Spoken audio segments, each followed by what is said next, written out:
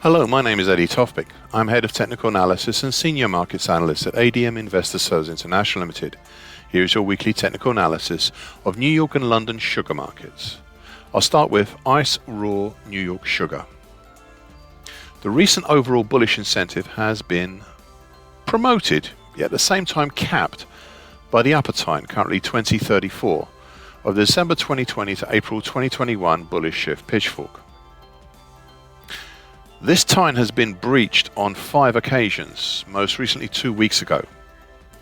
But at each incident, prices have dropped back below the time. Yet this is a bullish time, though it rises at about 0.04 cents a week, which is why it has reined in the bullish incentive quite a bit.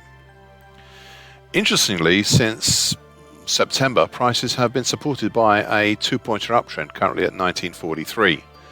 Also, the April 2021 to date uptrend, currently at 1936, and most recently last Friday by the parallel to the uptrends, the rising medium moving average, currently 1924.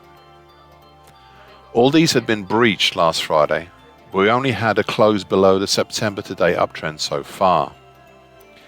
Meanwhile, when prices have breached the upper time on the upside, the action has eroded the heavy duty overhead resistances that can still be seen above. Now, these resistances are the same that we saw back at the double top in August and ever since. Notably, they are the heavy congestion from January to February 2017 between 2010 and 21 even, which still has within it the upper time, the broken upper time of the December 2020 to April 2021 bullish shift pitchfork. Of these two resistances, I have stated now for 3 weeks and reiterate again today, that is the former, the congestion between 2010 to 21 even, which is the stronger. I've already mentioned the supports below, all the way down to the medium moving average. However, I'd also add the following supports: the February 2021 high at 1894, the April 2020 to date uptrend currently at 1861, and finally the closely associated pair of the middle time of the same mildly bullish shift pitchfork, currently at 1810, and the slowly rising long moving average, currently at 18 even. The most recent action is giving the impression of a September to date based possible rising wedge pattern, which over the last 2 weeks has seen both the upper and lower trend lines tested and breached, though not as yet broken. Though today could be an interesting day. All this testing of supports and resistances has again only managed to emphasize what I've been saying now for weeks, months even, and I quote, "This market has what looks like the elements of a market being squeezed, but with still plenty of room to maneuver. Just be careful of the downside for the moment." End of quote. That was then, and this is now, and I'd add this additional comment from 2 weeks ago, and I quote, "The room for maneuver now is getting significantly, very significantly less than it was then. Watch out in case it all gets squeezed too much." End of quote. ICE Europe white sugar in London. First off, what I once acknowledged many times over as being up off the top of the daily chart has now, due to the market's movement higher, entered the frame on top right of my daily chart. It was to regard the whole of the September 2020 to date action as a huge possible bull flag with a potential topside target X2 in the 560 area. This was, though now may no longer be, a very, very big ask of the market.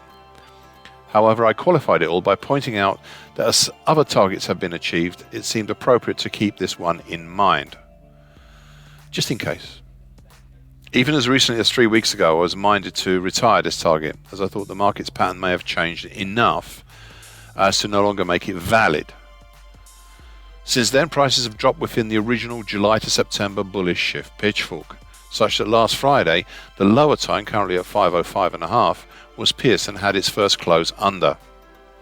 Today, we've had a first open under this lower time, and though pushing marginally higher, prices have not managed to move back up within the pitchfork and actually look as if they're heading lower. Additionally, the action over the last 3 weeks has set up the opportunity over the 50910 or under the opportunity, let's say, for a possible monthly key reversal here. So if prices close either over 509.10 or under 512.80, then we'd be on. Right now we're looking at a possible monthly key reversal down. Now to counteract this, let's be honest, bearish assessment so far. I'd like to introduce the second of two supports, that is moving up to meet the market.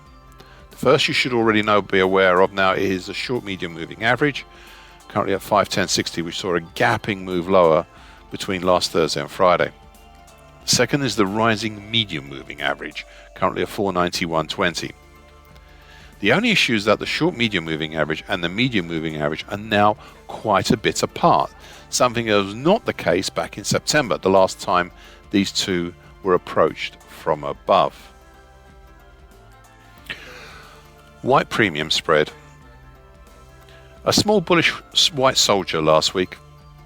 Not even enough for a 2-week tweezer bottom pattern, but it seems to have been the first time in about 6 weeks that we've seen the inklings of a regular action rather than each week being a more grandiose gesture of interweek indecision. Unsurprisingly, the action was centered around the following. The 50% Fibonacci of the whole of the 2021 move so far at 73.75. The flattish neckline of the February-September 2020 head and shoulders top currently at 75.75. The flatlining long moving average currently at 77.5.